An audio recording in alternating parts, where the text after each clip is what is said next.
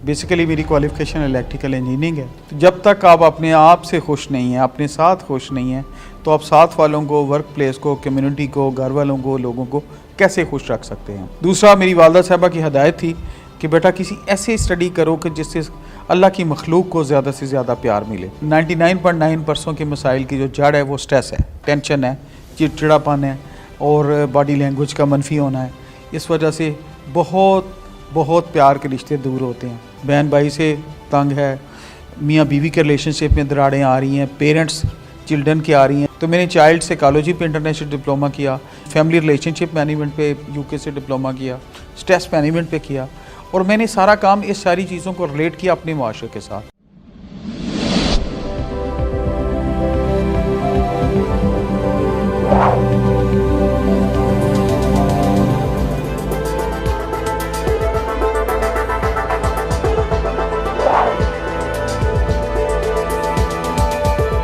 अस्सलाम वालेकुम नाजरीन, शेयरिंग ऑफ प्रोफेशनल विजडम के साथ मैं हूं आपका मेज़बान अली रहमान खालिद। आज जो मेहमान हमारे साथ मौजूद हैं वो अपना एक YouTube channel doctor Tahir Nawaz के नाम से चला रहे हैं। इन्होंने अपने यूट्यूब चैनल पे स्ट्रेस मैनेजमेंट और वुमेन एम्पावरमेंट के हवाले से कई वीडियोस अपलोड की हैं।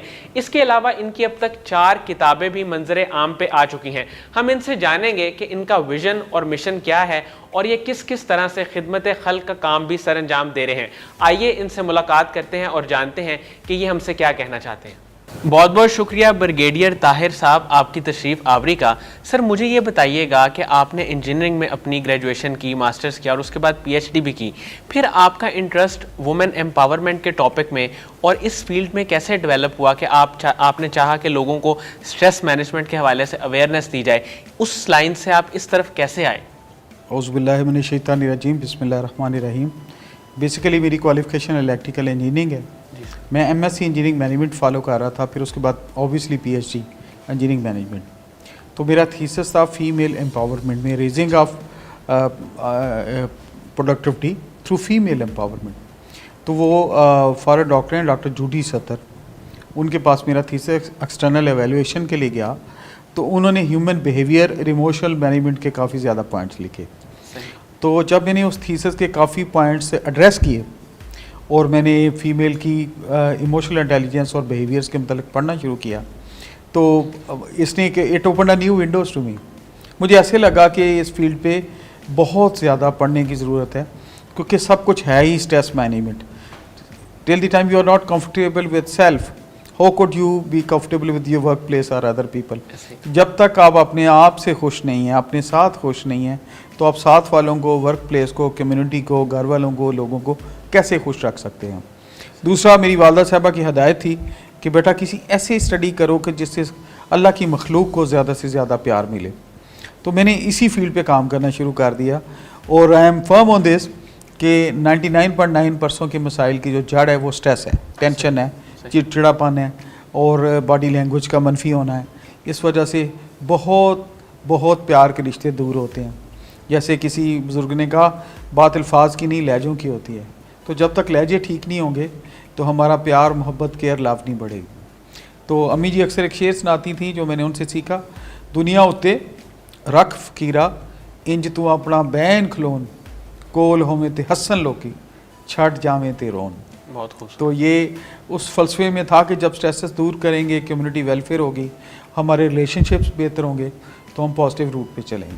सर मुझे ये बताइएगा कि इसी सिलसिले में आपने अपना यूट्यूब चैनल भी बनाया जिसमें आपने बहुत सारी वीडियोस प्रोफेशनल डेवलपमेंट के हवाले से अपलोड की, इसके अलावा स्ट्रेस मैनेजमेंट के हवाले से, और आपका बड़े कामयाबी के साथ यूट्यूब चैनल चल रहा है। इसके पीछे क्या विज़न था इस चैनल को बनाने के पीछे? बड़ा अच्छा सवाल किया आपने।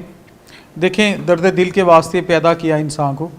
बाज़ दफ़ा आप, क्योंकि मेरा टारगेट ज़्यादा यूथ है, मेरा मुल्क जवान है, मेरा देश जवान है, 64% हम यूथ पल जाएँ और मेरा सिनॉप्सिस लाइफ का ये है कि अगर हमारी यूथ ठीक हो जाए, हमारी यूथ ऑलरेडी ठीक है, बड़ी टैलेंटेड है, अगर ये फोकस्ड हो जाए और तो कुछ इनकी थोड़ी पॉलिशिंग हो जाए सॉफ्ट स्किल में, ग्रूमिंग स्किल्स में, तो ये आने वाली नस्लों के लिए बहुत अच्छा होगा, क्योंकि देश का परचम आगे इन्होंने उठाना है। तो उसके लिए सबसे पहली चीज़ जो आती है वो सेल्फ ग्रूमिंग आती है। अल्लाह के प्यारे नबी का इरशाद है कि हर मोमिन का आने वाला कल गुजरे हुए कल से बेहतर होना चाहिए, और सेल्फ ग्रूमिंग जो है वो कब्र की दीवारों तक जारी रहती है। तो मैं अक्सर इस पे सोचता था, और अक्सर वालदा साहबा भी चली गई अल्लाह के पास, अल्लाह मेरे वालदैन को जन्नत नसीब करे, दोनों चले गए। तो वो एक ही बात आती थी जिसमें बहुत ज़्यादा उस स्ट्रेस की वजह से हमारी फैमिली बॉन्डेज बैकग्राउंड जो है ये टूट रहा है, बहन भाई से तंग है, मियाँ बीवी के रिलेशनशिप में दरारें आ रही हैं, पेरेंट्स चिल्ड्रन की आ रही हैं, चिल्ड्रन पे जो हैं अपने माँ बाप से बच्चे खुश नहीं हैं। तो मैंने चाइल्ड साइकोलॉजी पे इंटरनेशनल डिप्लोमा किया, relationship management, family relationship management पे यूके से डिप्लोमा किया, स्ट्रेस मैनेजमेंट पे किया, और मैंने सारा काम इस सारी चीज़ों को रिलेट किया अपने माशरे के साथ। जब तक कोई इंसान अपने सेल्फ के साथ खुश नहीं है, अपने आप से मुतमिन नहीं है, वासफ साहब का फरमान है खुश नसीब वो है जो अपने नसीब पे खुश है। तो जब तक कनात के साथ हम सेल्फ के साथ मुतमिन नहीं है, सारे रिश्तों का बरम और हक अदा नहीं करता, हो he can improve in life. जैसे अल्लाह के प्यारे नबी से किसी ने पूछा, या रसूलल्लाह who is best among the Muslims, तो आपने इरशाद फरमाया the one who is best in manners, आप में सबसे अच्छा वो है जिसका अखलाक अच्छा है। तो अखलाक अच्छा तब आएगा जब हम एक दूसरे से कंफर्टेबल होंगे, हम अपने नसीब पे खुश होंगे, पेशेंस होंगी, मोहब्बतें होंगी, और मोहब्बतों की करेंसी चलेगी, और मोहब्बतों की बातें चलेंगी, और फिर कंफर्टेबल होंगे और एक दूसरे के लिए सोर्स ऑफ कंफर्ट होंगे। सर, वुमेन एम्पावरमेंट पे आपका थीसिस भी था, इस हवाले से आप इस टॉपिक को कैसे देखते हैं? देखें, इस पे इवन उसके बाद मैंने और भी काम किया है कि जो हमारी ख़तून है 54% प्लस ऑफ लेडीज़ हैं हमारी, और इन्होंने राइट फ्राम बिगिनिंग से even before creation of Pakistan Islamic history भी देखें तो ख़वातीन ने बहुत अच्छा रोल प्ले किया। जिनकी माएँ अच्छी वो नस्ल अच्छी, और जो नस्ल अच्छी वो देश अच्छा, और जो देश अच्छा वो मुल्क अच्छा, और जो मुल्क अच्छा वो कौम की अगली आने वाली जो नस्लें हैं उस वक्त तक उनकी मुस्तकबिल के झंडे अल्लाह ताला ऊपर रखता है। तो अच्छी बच्चियाँ, मुस्तकबिल की अच्छी माएँ और अच्छी ट्रेनिंग। जो माँ के दूध के असरात हैं वो कब्र की दीवारों तक रहते हैं, और मैं तो यहाँ तक कहता हूँ कि ओबियसली कब्र के बाद भी रहते हैं, क्योंकि माँ के कदमों नीचे जन्नत है। तो जो लड़कियाँ हैं या ख़वातीन हैं, ये रिश्ता बहुत ही मोहब्बत का रिश्ता है, मोहब्बतों की अज़मत का रिश्ता है। बेटी भी है, बीवी भी है, माँ भी है, बहन भी है। और आप देखें कि इस्लामिक वर्ल्ड में, इस्लामिक कॉन्सेप्ट में जो बच्ची होती है तो उसका एक क्लाइमेक्स पैराडाइम बनता है जी। जो बेटी होती है बीवी फातिमा तो ज़हरा रज़ी अल्लाह ताला अन्हा की तरह है, जो बाप के दिल का जिगर गोशा हम टुकड़ा कहते हैं कि अल्लाह के प्यारे नबी को आपको भेजा करते थे, आप खड़े हो जाते थे आपकी तमीज़। जब बीवी बनी तो बीबी साहबा का आप देख लें, जब बच्चे उन्होंने हज़रत इमाम हसन हुसैन जो हैं उनका देख लें, और इस्लामी देखें कि इस्लामी अज़मत देखें औरत की, जो जब वो ख़तून माँ बनती है तो उसके पाँव के नीचे जन्नत है। तो इन पे किया हुआ जो काम है, जो मेहनत है एम्पावरमेंट में, अच्छा एम्पावरमेंट का बाज़ लोग इसको थोड़ा नेगेटिव सेंस में ओवर लिबरल ले जाते हैं। मैं एम्पावरमेंट जब कहता हूँ तो मैं कहता हूँ कि इनको नॉलेज के साथ, डिसेंसी के साथ, पेशेंस के साथ, वर्टिकल और हॉरिजॉन्टल कम्युनिकेशन के साथ वो मोहब्बतें सिखाएँ, वो भरम सिखाएँ, वो लोरी दें जिनकी मोहब्बतों की आवाज़ कब्र की दीवारों तक रहे, और वो मोटिवेशन दें कि वो motivation sky is the limit. जैसे मेरी वालदा अक्सर एक शेर सुनाती थी, अक्सर जब मैं कभी हेल्ड अप होता था, कि इरादे जिनके पुख्ता हों, नज़र जिनकी खुदा पे हो, तलातम खेज़ मौजों से वो घबराया नहीं करते। सर, मुझे ये बताइएगा, स्ट्रेस मैनेजमेंट के हवाले से कुछ चंद नुकात जो आपने अभी तक बोले हैं, बताए हैं अपने यूट्यूब चैनल पे, वो हमारे साथ ज़रा शेयर करें। जी, स्ट्रेस की जब भी अगर आप स्ट्रेस को मैनेज करना चाहते हैं तो इसका एक गोल्डन प्रिंसिपल जो है आज से 1400 साल पहले वो लकी कि अल्लाह के प्यारे नबी सल्लल्लाहु अलैहि वसल्लम ने आपने हमें एक गाइडलाइन के तौर पे दिया कि मुसलमान वो है जो अपने लिए पसंद करता है वही दूसरे के लिए पसंद करे। The thing which you like for your self do like for others, यानी आपके इंसाफ का पैमाना या लाइकिंग का पैमाना एक होना चाहिए विदाउट डिस्क्रिमिनेशन। ठीक है, यानी जो अपने लिए पसंद करते हैं वही दूसरे के लिए। दूसरा ये है कि खुश नसीब वो है जो नसीब पे खुश है, कि हसद, लालच, बुग़्ज़, नेगेटिविटी में आके आप किसी का हक मानने की ट्राई ना करें, अपने डोमेन को क्रॉस ना करें। पेशेंस यानी तहम्मुल मजाजी को अपना हथियार बनाएं। अखलाकियात पे ज़ोर दें। आपके अल्फाज का चुनाव जो है बहुत अच्छा होना चाहिए, क्योंकि अल्फाज ही आसमान तक पहुँचा देते हैं और अल्फाज ही आसमान की बुलंदियों से नीचे गिरा देते हैं। सर, आपने एक अपनी फाउंडेशन भी बनाई, नवाज़ इलियास फाउंडेशन, अपने वालिदैन के नाम पे, वो किस तरह से खिदमत खल्क का काम कर रही है? मैं आज जो कुछ हूँ अपने माँ बाप की दुआ की करामत हूँ, आई फर्मली बिलीव। और मेरा ब्रांड है कि मैं हर यूथ को, आज अपने मेरे माशाल्लाह स्टूडेंट्स हैं काफ़ी, स्टूडेंट्स को, लोगों को एक रिक्वेस्ट करता हूँ कि अगर आप कायनात में सक्सेस चाहते हैं कि हम्बलनेस, और हम्बलनेस के अलावा मेहनत, हार्डवर्क, और तीसरी पेरेंट्स की दुआएं, ये रेसिपी है कि अगर आप कायनात में चाहते हैं कि आपको कामयाबी मिले तो माँ बाप की दुआएं आपके साथ होनी चाहिए। तो मैं अपने माँ बाप की कदमों की मट्टी के सदके, अल्लाह ताला ने इतनी सारी मेरे जैसे आजिज़ इंसान पे अनायात की, तो मैंने ये फ़ैसला कर लिया, तहिया कर लिया कि एज ए सदका जारिया उनकी रूह को स्वाब पहुँचाने के लिए और उनके लिए एक एज ए सदका जारिया बनने के लिए मैं क्यों अच्छा काम करूं जो वो पसंद करते थे और जो फाती लांगरा न चाहो। इसके लिए मैं चाहता हूं मेरी ये फाउंडेशन जो है उनके नाम पे है, और मैं ये चाहता हूं कि बहुत सारे जो गुरबा बच्चे जो अफोर्ड नहीं कर सकते उनको गाइडलाइन दी जाए, सॉफ्ट स्किल लोगों को दिए जाए, ग्रूम किया जाए, और लोगों को, चाहे वो बच्चियाँ या बच्चे हैं, मेरे देश के हैं, मैं ख़ुद माशाल्लाह 3 बेटियों और 3 बेटों का बाप हूँ, कि जो इस देश के जो भी हैं वो अपने पाँव पे खड़ा होना उनको आए, और जो बच्चियाँ पढ़ना चाहती हैं, जो टैलेंट आगे आना चाहते हैं, उसको ग्रूम किया जाए, उनको सपोर्ट किया जाए। और लोगों को अपने लिए तो जीते हैं सभी इस जहाँ में, है ज़िंदगी का मकसद औरों के काम आना। तो जो सहूलियात, जो नेमतें अल्लाह ने मुझे मुयस्सर की हैं उस डोमेन में रहती हुई हम काम करें कम्युनिटी के लिए। आपने देखा गाँव में, दूर दराज एरियाज़ में स्टूडेंट्स में टैलेंट होता है, जो कमी होती है, जो डेफिशिएंसी होती है, वो लैक ऑफ गाइडेंस होती है। उनको गाइडेंस चाहिए, उनको मोटिवेशन चाहिए। और परिंदे को उड़ना आ रहा है, एनर्जी भी बाज़ केसेस में बहुत ज़्यादा होती है, उस परिंदे को सिर्फ फोकस्ड अप्रोच और गाइडेंस और सपोर्ट चाहिए, मोटिवेशन। और जहाँ फिनंशियल हेल्प की ज़रूरत है वो भी हम करेंगे, ये एक एम है।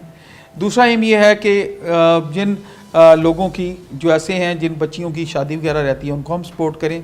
तीसरी, कुछ ऐसे एंटरप्रेन्योर्स हैं, ऐसे लोग हैं जिनको अल्लाह ने स्किल दी है, तो लैक ऑफ रिसोर्स की वजह से वो अपना काम शुरू नहीं कर सके, तो उनको हम सपोर्ट करें और गाइडलाइन दें और रिक्विजिट स्किल्स दिलाएं, और वो अपना बिज़नेस, अपना काम शुरू करें और दुनिया की दौड़ में आगे बने और कम्युनिटी की में अपना मुस्बत रोल अदा करें माशरे में। आप अब तक 4 किताबें लिख चुके हैं और वो मंजर आम पे आ चुकी हैं। आपकी जो एक किताब है मूविंग टूवर्ड्स हैप्पी लेन, इसका फ़लसफ़ा क्या है और इसमें आपने क्या चीज़ें डिस्कस की हैं, मुख्तसर बताइए। ये मूविंग टूवर्ड्स हैप्पी लेन एक किताब है जो कि पढ़े लिखे इंसान को, ऑल्दो इंग्लिश में है और इसका उर्दू तर्जुमा किया हमने खुशियों भरी ज़िंदगी का आगाज़ के नाम से। ये इसका टाइटल मेरे बेटे ने, वो is in captain Pakistan army में कैप्टन है, उसने डिज़ाइन किया। इसमें कॉन्सेप्ट है एक वर्किंग बंदे के लिए कि एक बंदा प्रोडक्टिव और परफॉर्मेंस ओरिएंटेड ज़िंदगी में आगे कैसे बढ़ सकता है।